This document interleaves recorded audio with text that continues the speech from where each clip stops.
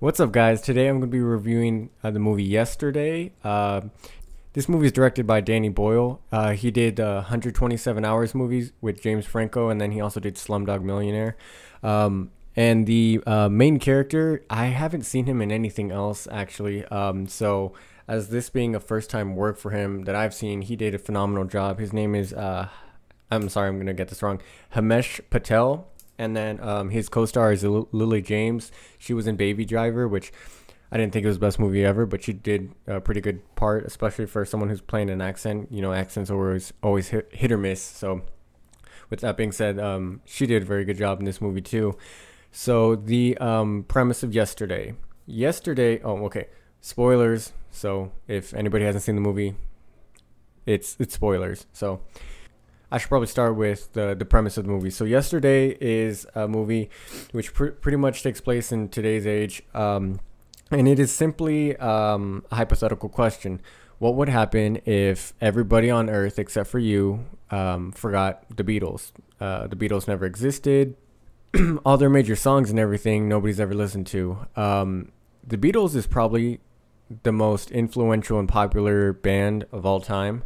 Still today, the Beatles are influenced in all kinds of genre of music, not just rock and roll. So in the opening sequence of this movie, he's playing one of his songs. I think it's called "Summertime" or "Summer in the Sun" or something like that. And you can tell obviously that he hasn't made it yet. Nobody really listens to him. He's in a couple coffee shops, stuff like that. But it's not anywhere degree where he wants to be at. And he gets into a crash. There's a global power outage for, I think they said 12 seconds around the world. And in that 12 seconds, he gets hit by a bus. The power comes back on. He's in the hospital or whatever. And for whatever reason, people, forgot the Beatles. It's a kind of an opportunity for him because he can choose to pass off the music as his own, which he ends up doing. But then you have the problem that most people would have, that you don't remember all the lyrics. So he has to try to remember all these lyrics, and he uses post-it notes to write down all the stuff and everything. It's very creative from a cinematic standpoint. So he plays Yesterday by the Beatles, obviously, to his friends and his manager for the first time, and you get chills. It is incredible. I mean, it's a simple song, but it just very soulful and very deep, especially for the times that they were in. And of course, his friends are amazed, and they ask, when did you write that? And he says, I didn't write that. The Beatles wrote that. And they don't understand. Or, yeah, everybody forgot who the Beatles were. So he starts writing all these amazing songs. He gets noticed and everything.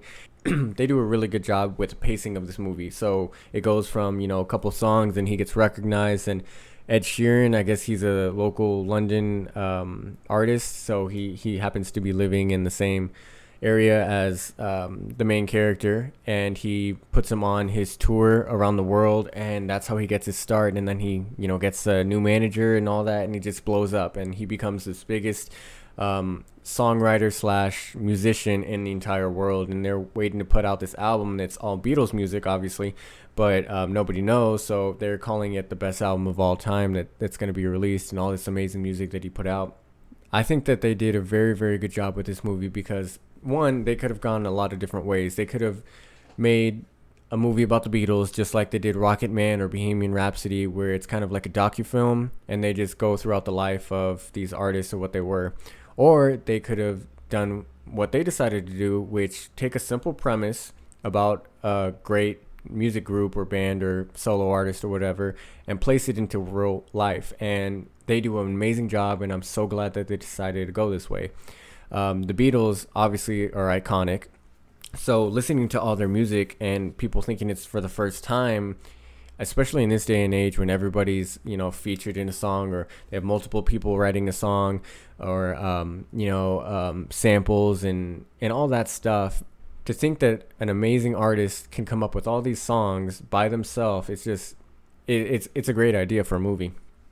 This movie plays itself off as a music documentary almost, but it's secretly a really, really good love story. The relationship between the main characters, you want them to get together and hook up so bad, and they just leave that tension throughout the whole movie, and it really, really works. And obviously they get together at the very end, and it's a great sequence at the very end where they show their lives together and all that, and it feels really genuine, and it's not like forced or anything. Especially Lily James, she's such a beautiful actress, and not to say that the guy's not bad looking or anything, but they just do a really good job making the relationship genuine, which I really appreciate, because it's not easy for a lot of movies. You can, I'm not going to say anyone specifically, but you can definitely tell when people have actual chemistry together and when they don't, and it's very nice to see that portrayed on the big screen sincerely. This movie was very good.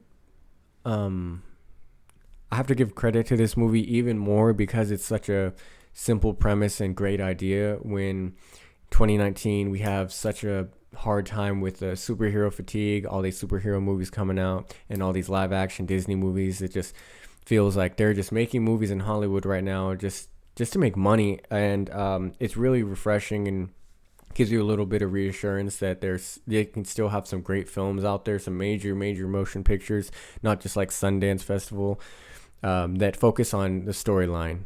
And it's all about just telling a simple story but doing it very well, and they do great. The director does great in this job, and I can kind of see a little bit influence from his movie Sunshine, which is a great cinematic movie. It has great coloring, great editing, great lighting, great cuts, all that stuff. You can see it well in this movie. They made the movie very well, and even just like little tones that they do with adding a couple like special effects when he's walking and he sees all these, I guess, computer screens or whatever that he's blowing up in popularity and all these views and millions of people watching him and all that. It's just the way that they did this movie is very well put, and it's very cinematic, and it does justice. It almost feels like a really big budget college film where they focus on the story because they don't have as much budget as major Hollywood movies do. So that's always a good thing. Another thing that I like about this movie, from the trailers, you thought that the only thing that changed in the world was the Beatles' music disappeared. Excuse me.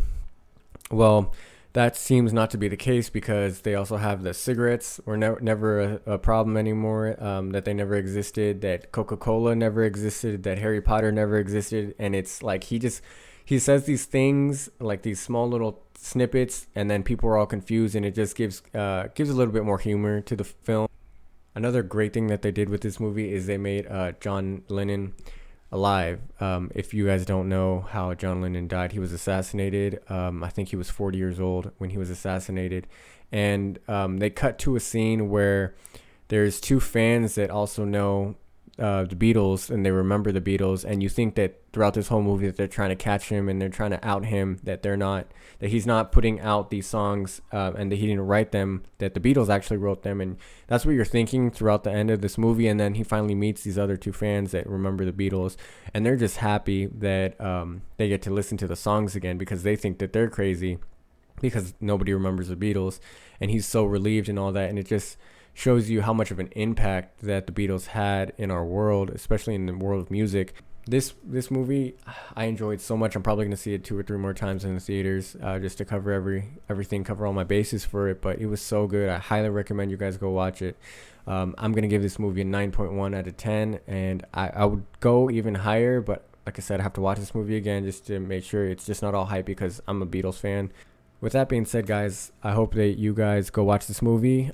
Wait for my next videos. Me and Gabe have a couple more coming out, and I have a couple more movie reviews. I'm still doing Child's Play from Chucky and all that good stuff. I don't know when I'm going to release this, but I'm going to try to make it soon. So I hope you guys have a good rest of the day, and go watch some good movies out there, because there are a lot. If you guys have any questions or anything like that, you can DM me or Gabe. I'll put my link description up down in the comments or whatever, and however you like. If there's any movies you guys want me to watch, or give my 2 cents, I'm happy to do that. My opinion, there's a million opinions out there. I'm just some guy who likes movies and want to share it with you. So we'll catch you next time. Peace.